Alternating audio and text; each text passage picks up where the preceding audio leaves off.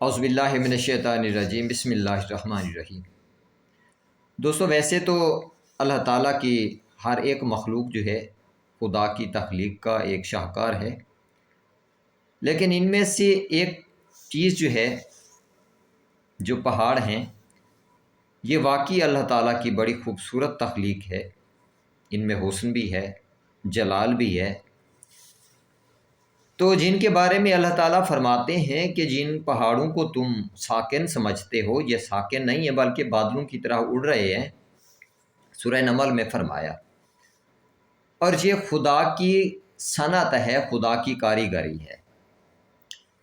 اللہ تعالیٰ نے یعنی اپنی اس تخلیق کے بارے میں تعریف کی ہے اور انسان کے شعور کو تھوڑا اجاگر کرنے کی کوشش کی ہے کہ تمہیں جو کچھ ظاہری طور پہ نظر آتا ہے بعض اوقات ویسا ہوتا نہیں ہے۔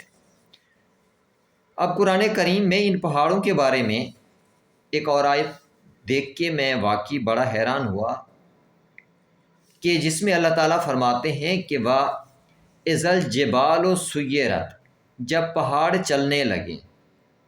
اسی طرح کی اور بھی بہت ساری آیات ہیں جو پیش کی جا سکتی ہیں۔ تو اس قسم کی آیات نے حقیقت میں مجھے یہ سوچنے پہ مجبور کیا کہ ہاؤ اٹس پاسیبل، یہ پہاڑ چل کیسے سکتے ہیں۔ تو اس چیز کی جواب ڈھونڈنے کے لیے جب میں نے قرآن کریم پہ تحقیق کی تو قدرت نے پورے کا پورا ایک نقشہ مجھے کھینچ کے بتا دیا کہ یہ اس طرح سے ممکن ہے۔ کیونکہ ابھی جب ہم دیکھتے ہیں سائنسی بنیادوں پہ بھی، تو موجودہ فطرت کو مد نظر رکھ کے ہم چیزوں کے بارے میں سوچ رہے ہوتے ہیں۔ تو اللہ تعالیٰ نے سورہ زلزال میں اس چیز کا جواب دیا ہے کہ بسم اللہ الرحمن الرحیم وَإِذَا زُلْزِلَتِ الْأَرْضُ زِلْزَالَهَا وَأَخْرَجَتِ الْأَرْضُ أَثْقَالَهَا وَقَالَ الْإِنسَانُ مَا لَهَا۔ یہ تین آیات بڑی حیران کن ہیں جو پورا منظر پیش کر دیتی ہیں۔ اللہ تعالیٰ فرماتے ہیں کہ جب زلزلوں پہ زلزلے آئیں گے تو زمین کیا کرے گی؟ وَأَخْرَجَتِ الْأَرْضُ أَثْقَالَهَا، زمین اپنے اثقال باہر نکال کے پھینک دے گی۔ اب اس لفظ اثقال میں بھی بہت ساری چیزیں پنہاں ہیں۔ اثقال کا مطلب ہے کہ گریویٹیشن کا باعث بہت سارے کوئی مادے ہیں جو زمین کے اندر سینٹر میں موجود ہیں۔ کوئی ایک قسم کا مادہ نہیں ہے جو زمین کی گریویٹی کا باعث ہو، اثقال ہیں۔ تو اللہ تعالیٰ فرماتے ہیں زمین اپنے اثقال کو باہر نکال کے پھینک دے گی۔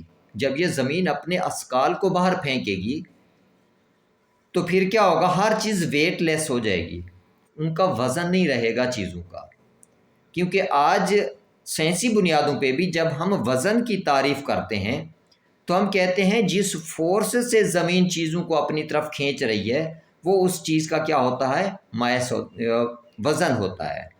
میس تو مادے کی مقدار ہو گئی، ویٹ جو ہے، ویٹ کیا ہوتا ہے؟ فورس ہے جس فورس کے ساتھ زمین چیزوں کو اپنی طرف کھینچ رہی ہے۔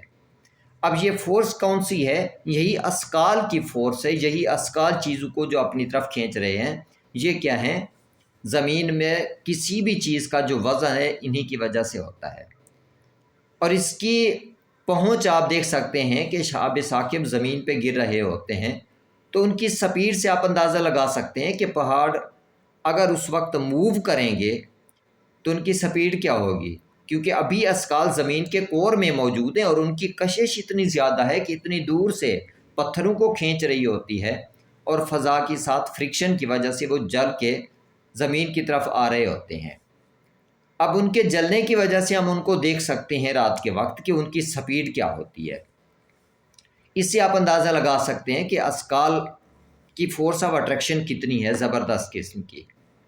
اب جس وقت زمین اپنے اثقال باہر نکال پھینکے گی تو کیونکہ یہ زمین کے کور سے نکلیں گے تو زمین کی کور بہت زیادہ گرم ہے، تو اس ہیٹ کی وجہ سے جتنے سمندر ہیں یہ کھولنا شروع کر دیں گے۔ اسی لیے اللہ تعالیٰ نے قرآن کریم میں فرمایا ہے کہ وَإِذَا الْبِحَارُ سُجِّرَتْ، جب سمندر کھولنے لگیں تو وہ کون سا وقت ہوگا؟ قیامت کا وقت ہوگا۔ اب اسی طرح سے جب یہ زلزلے آئیں گے وَإِذَا زُلْزِلَتِ الْأَرْضُ زِلْزَالَهَا، جب زمین زلزلوں سے لرز اٹھے گی تو نہ فقط یہ گریویٹیشنل میٹر زمین کی سطح پہ آ جائیں گے، بلکہ کیا ہوگا، سمندر آپس میں مل جائیں گے، جن کے بارے میں اللہ تعالیٰ نے فرمایا ہے کہ وَإِذَا الْبِحَارُ فُجِّرَتْ، جب سمندر فاجر بن جائیں۔ فاجر کہتے ہیں جو اپنی حدود کو کراس کر کے دوسرے کی حدود میں داخل ہو جائے۔ جس طرح اللہ تعالیٰ نے قرآن کریم میں انسان کے بارے میں بھی بتایا ہے، فَأَلْهَمَهَا فُجُورَهَا وَتَقْوَاهَا، ہم نے انسان کو فجور کی اور تقوی کی سمجھ کے حوالے سے الہام کر دیا ہے۔ یعنی انسان سمجھ رہا ہوتا ہے کہ میں اپنی حدود میں ہوں، اپنے دائرے میں ہوں، یا کسی دوسرے کے حدود میں داخل ہو رہا ہوں۔ یعنی ہر انسان اپنے حق کو بھی سمجھتا ہے، دوسرے کے حق کو بھی سمجھتا ہے۔ تو جو اپنی حدود میں رہتا ہے وہ متقی ہے، جو دوسرے کے حدود میں داخل ہونے کی کوشش کرتا ہے وہ فاجر ہے۔ تو اسی طرح سے جب سمندر فاجر بن جائیں گے، اس کا مطلب ہے سمندروں کے درمیان جو خالی جگہ ہیں، جو ممالک ہیں، وہ ختم ہو جائیں گے اور سارے کے سارے سمندر آپس میں مل جائیں گے۔ یعنی اس وقت یہ منظر ہوگا۔